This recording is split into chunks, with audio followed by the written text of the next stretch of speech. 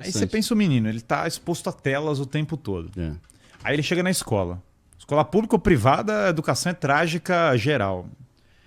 Fora que é cara. Se você olhar no estado, muitas vezes uma escola privada considerada de elite é mais barata do que está custando o menino na rede pública. Ninguém fala sobre isso, que é outro tema na educação brasileira. Mas abstraindo esse problema, na privada ou pública, muitas vezes a linha pedagógica é trágica. Por que é trágica? Porque ao invés de você falar, vamos ensinar para o menino aqui Camões, português clássico, matemática pesada, tá ensinando ideologia, tá ensinando um negócio desconstruído, dinâmica, não sei o que, qualquer coisa menos o pragmático, o bom e velho conteúdo. Não pode decorar, fala dos seus sentimentos. O cara tira nota 10 em sentimentos, o cara tira nota 10 em reciclagem. Competências tira sociais. Nota 10, nunca vai despoluir um rio, mas vai tirar nota 10 em reciclagem. Vai tirar nota 10 em árvore, abraçar a árvore. A Kátia Simone Benedetti chama isso de um anti-ensino e anti-escola, né? Bom, felizmente não são essas as matérias das minhas filhas. Graças a Deus. Não, e você vê, por exemplo, o cara, a Hannah Arendt, que é... é sensacional, né? Tá. É que assim, eu tô aqui levando... Tá brisando geral aí, né? Eu tô brisando aqui que tu tá exagerando. Tá bom? Então beleza. Eu tava aguardando aí. Ele tá só acumulando um monte de pimentinha pra jogar aí. Vai lá. Beleza. Aí a gente tava falando aqui como que o ensino hoje é menos... Tá mais interessado em agenda política, é isso que vocês estão falando. Não só isso, é pagar o salário do professor, né? A escola vira um negócio assim que é pra eles garantirem a manutenção dos seus empregos. Não para garantir a criança sair da caverna lá do Platão. Acho que é uma ênfase muito pequena em clássicos, acho que é uma ênfase muito pequena em valores, uma ênfase muito pequena em praticidade do ensino. O próprio conteúdo que você falou, né? De conteúdo cada vez Não mesmo. tem a tenda de limonada para o menino aprender empreendedorismo. Não tem a formação física, os meninos estão fora de forma, comendo só óleo de soja o dia inteiro, engordando, cheio de estrogênio, baixa testo. O cara clássico, Platão, nem se fala, isso aí é inconcebível. Aprender grego, heresia. aprender outros idiomas, também não pode. Camões é imperialismo antigo. Fala, cara, os caras estão aprendendo o quê, meu? Me deram um livro na escola, pai, me compra um amigo. Falei, cara, que é isso? Que porcaria é essa? Aí um dia deu um bug na escola, trouxeram o livro do Tolkien. A professora pedindo desculpa. Desculpa, tem com esse livro aqui, negócio medieval, negócio meio retrógrado e tal. Cara, Tolkien... Aí a gente começou a ler, era antes dos filmes, então, sei lá, ela tinha um preconceito. Eu também li antes dos filmes. E aí eu comecei a ler aquilo e falei, cara, que espetáculo. Sensacional, será que tem né? mais coisas como isso? Como entendeu? é que eu E aí eu entrei nunca tinha no conhecido Rabbit Hole. Mas foi um glitch. Os livros que era pra eu ler era só livro... Foi um defeito, né? Era só defeito. Defeito na Matrix. Era pra eu ler livros, por exemplo, tinha uma foto no meu livro didático que tinha assim, Cuba e os Estados Unidos, não é piada. E o livro tava fazendo um argumento de que Cuba era um lugar mais desenvolvido que os Estados Unidos. E que na era antes da internet colava, entendeu? Para algumas pessoas, colava. Como contestar isso, né? Não, mas e tinha foto. Aí eu lembro que eu levantei a mão e falei, professora... Tipo Cuba e Jetsons, assim, né? Andando com nave. Cuba e Jetsons. E aí eu falei, professora... Teletransporte. Assim, então, isso... a narrativa... O texto, ele não casa com a imagem. Sim. Eu não sei se a senhora chegou a perceber... Descompasso total, né? Essa pequena nuance. Ela, isso aí não é nada. Isso é bobeira. A imagem não mostra a estatística. A estatística mostra, em Cuba acabou a pobreza. Aí eu olhei para aquilo. Qual é o conceito de pobreza? Caramba. Igual o Jordan Peterson fala, né? Você crê em Deus? Ele fala, defina Deus, defina crer. Aí eu te respondo, tem que definir pobreza também, né? Pois é, porque assim, se você... os números te dizem qualquer coisa. Pô, o número dá pra ser... Você consegue dizer... Dobrar ali. Qualquer informação. Não, outro dia eu tava vendo uma balinha que é 0 açúcar. É porque a quantidade de açúcar que ela tem é abaixo do que eles consideram o padrão. E, tem açúcar pra caramba, mas é zero porque... Tem uns que é 0 açúcar adicionado. Adicionado, né? É muito somebody love, né? Então, os números dizem o que você quiser. Inclusive que Cuba, em algum aspecto, é melhor acabou com a pobreza. Acabou com a pobreza. Medicina sensacional. Que eles dizem. Tem esse argumento. E as filas, né, de pessoas. O cara na água já na fila. Aí os caras falam, né? Por que os Estados Unidos, as pessoas querem entrar lá e não conseguem, e Cuba o pessoal quer sair e não consegue? Será que isso explica alguma coisa? Mas assim, se a gente for pensar que não existe um plano sério para a educação no Brasil, é meio chovendo molhado, porque a gente tá falando isso há muito tempo já, e ninguém se importa há décadas.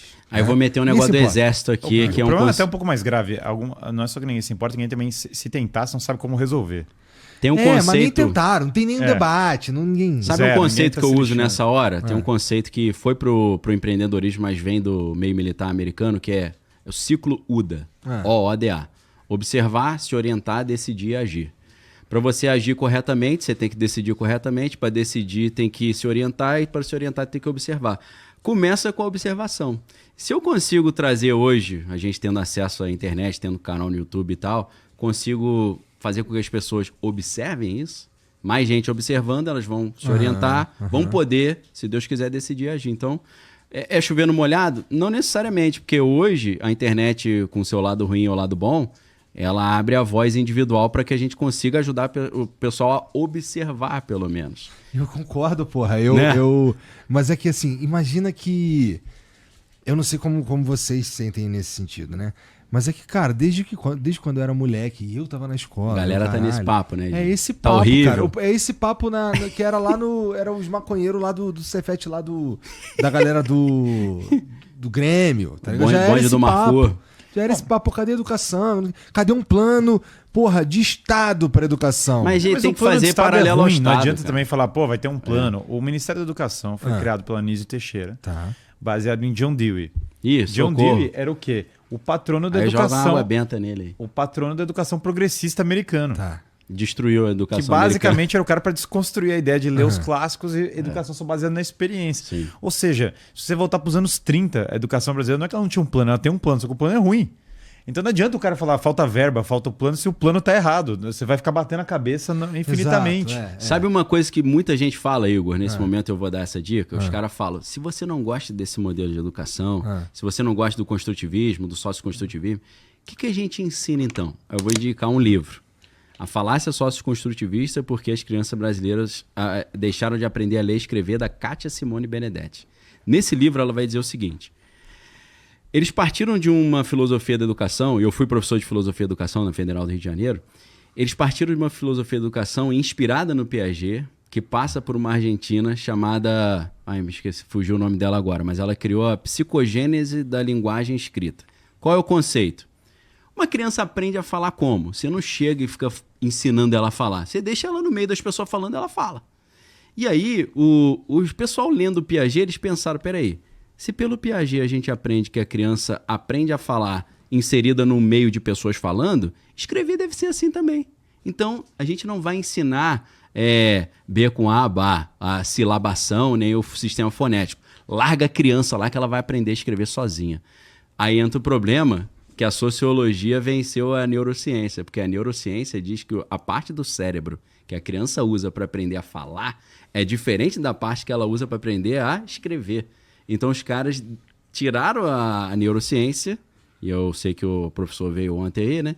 A gente tem que chamar essa galera de volta. Então, o Nicoleles é meio puto com essa ideia, inclusive. Mas vai lá, continua, ele não gosta dessa ideia, não? Ele diz que o cérebro, que isso daí é uma impressão de como a coisa, da origem. É uma foto da origem de como foi. Eu entendi porque você deu uma risada quando eu meti a neurociência. Mas assim, essa parte de ontem eu não vi ele falando. Os parte do cérebro que é da fala é todo o cérebro. Na verdade é um conjunto, funciona tudo, com uma parte que parece que é a parte da fala. Entendi. Mas isso daí, na verdade, é um conceito que ele está tentando defender porque ele entende que é contra a base da neurociência. Entendi. Mas ele tá tentando então, defender a parte isso. da escrita... Ele falou sobre a aquisição da escrita? Não. Então, a parte da escrita está sendo interpretada como equivalente à aquisição de fala.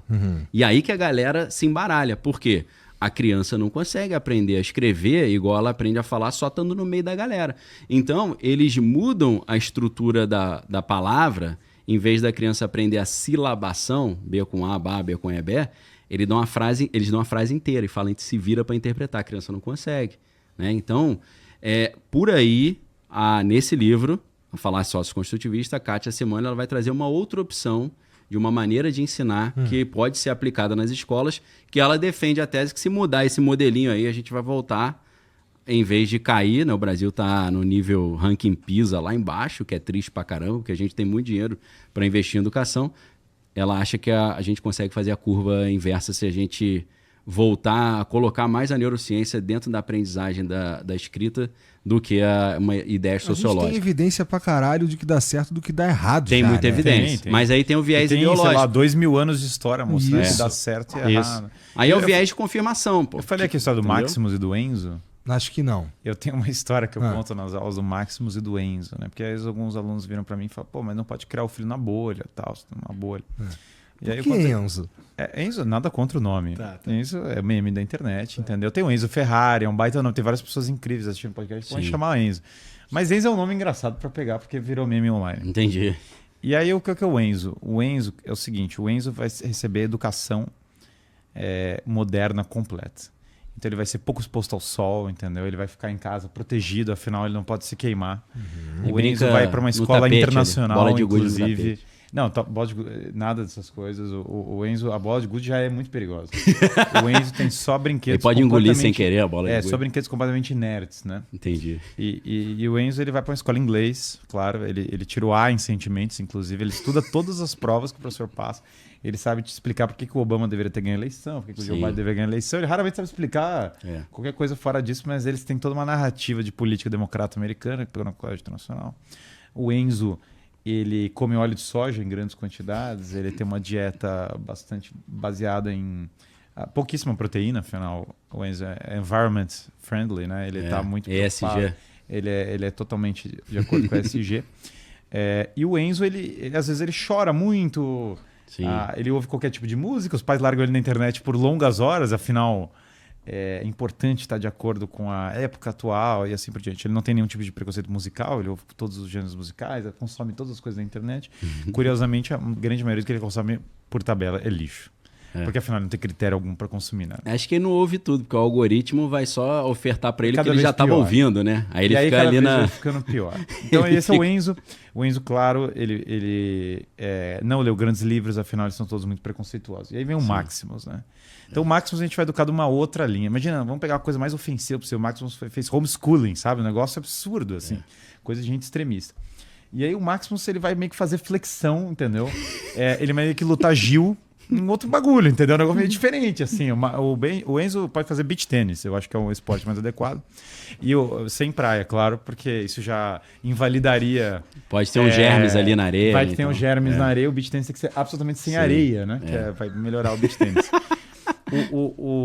O Maximus, no entanto, a gente vai botar ele no Gil. Cara, meio... Não sei, o moleque começou a ficar meio queixo quadrado, um pouco perigoso, carne pra caramba. Começamos a dar proteína. O Maximus toca música clássica, ele meio que toca violino. Louco, né? Tipo, violino é difícil pra caramba. De alguma maneira o menino pegou e tal. E aí o Maximus, ele só lê livro clássico. O Maximus tá lendo a Eneida, do Virgílio. Ele é fanático por latim, muito estranho, adora o Império Romano. O Maximus, ele leu esses grandes livros, matemática pesada, método Singapura, tenda de limonada, absurdo, olha só. Ele virou empreendedor cedo. E aí a gente ensinou os valores do empreendedorismo por Maximus. Obviamente o Maximus foi criado nos valores cristãos. Ele conheceu o pai rico, o pai pobre, preferiu o pai rico, né? Preferiu o pai rico. Os dois, Maximus e o Enzo, são chato pra caralho, meu irmão. Só que aí tem um problema no mundo real, né? Sabia que ele tava aguardando pra dar uma zoada. Chato ou não, tem um problemaço no mundo real. O Maximus e o Enzo estão no mundo real e eles vão competir entre si. O Maximus vai dar uma porrada no Enzo grandão, pô. A menos que o Enzo tenha as costas quentes. Pois é. E aí o problema é o seguinte, em que o Enzo ganha na competição do Maximus? Sentimentos. Ele tirou 10. E mais nada. Ele é... Eu vou deixar aqui. O Enzo, eu acho que ele não aguenta muita luz do sol, cara. E é louco, porque o quanto nós não estamos... Veja, o Maximus... Em grande parte, é só um exemplo, claro que é um exemplo extremo que a gente está fazendo aqui para mostrar os tipos. Sim. Mas o Maximus, em grande parte, é o que a gente odeia, o que a gente está demonizando na educação. Sim. A sociedade está demonizando. Na cultura, no cinema, né? No cinema, cara, esse é o vilão. É o cara que não deveria ser, não deveríamos educar as crianças assim. O Enzo é como o sistema educacional está se direcionando completamente. Sim. Claro, todo mundo vai estar no meio do caminho, idealmente. Você não vai ter... embora o Enzo seja um tipo... O Maximus é mais raro. O Enzo é um tipo até que acontece... É mais hegemônico. É mais comum, entendeu? Pior que eu concordo. Eu acho que é mais comum mesmo. E aí o problema disso é que o Enzo, claro... Mas eu acho que é natural que ele seja mais comum, cara. Tu não acha que é natural que ele seja mais comum? Mas você tá falando que qual é mais comum? O Enzo. Porque assim, a gente não tá em guerra, a gente... Tem uma época de bonança. Isso. Então, embora... Acho que esse que é o problema. A gente sempre tá em guerra. Caralho. A gente sempre tá em guerra. Essa é uma visão boa. Sempre tá em guerra. Entendeu?